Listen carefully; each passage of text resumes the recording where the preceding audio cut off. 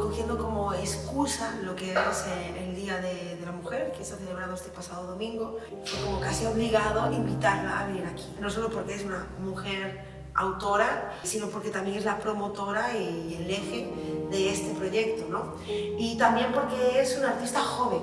Son 3 puntos que me intentaba destacar con esta selección y que el Centro Gallego al final apoye, ¿no? Lo que sería la creación de Galicia, la creación de las mujeres y la creación de los nuevos autores. Yo cuento, hablo, digo cosas, pero no pretendo que eso tenga un camino particular.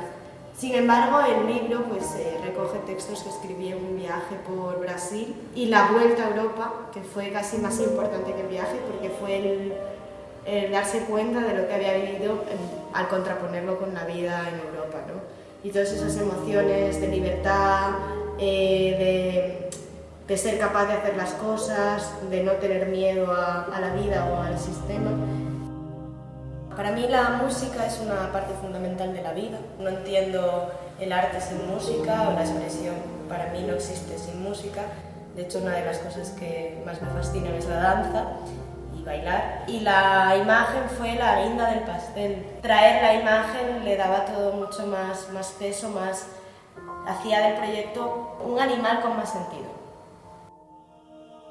Yo lo que he intentado es, más que traducir, es dar un soporte a sus poemas. Que si ella utilizaba unas palabras, pues que la luz le apoyara, aunque fuera encima de ella, y jugar un poco con el espacio también.